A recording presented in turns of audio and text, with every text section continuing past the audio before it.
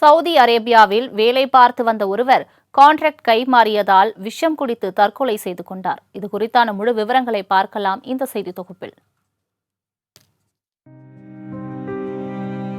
கன்னியாகுமரி மாவட்டம் குளச்சல் அருகே மேற்கு நெய்யூர் ஐயம்பாரவிலையில் வசித்து வந்தவர் ராஜதுரை.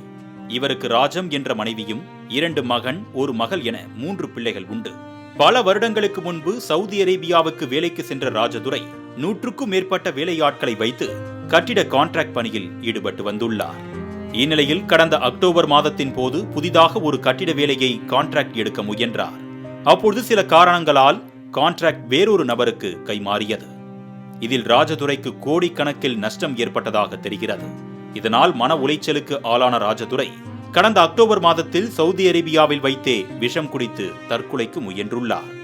ஆனால் சக தொழிலாளர்களின் உதவியால் மருத்துவமனைக்கு அழைத்துச் செல்லப்பட்ட ராஜதுரை நல்வாய்ப்பாக பிழைத்தார்.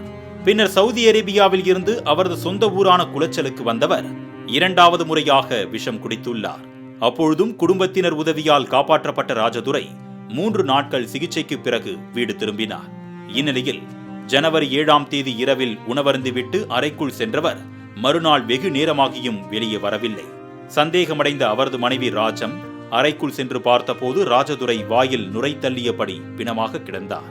இதனையடுத்து ராஜம் அளித்த தகவலின் பேரில் குளச்சல் போலீசார் நேரில் சென்று ராஜதுரையின் சடலத்தை மீட்டு ஆசாரிப்பள்ளம் அரசு மருத்துவமனைக்கு பிரேத பரிசோதனைக்காக அனுப்பி வைத்தனர்.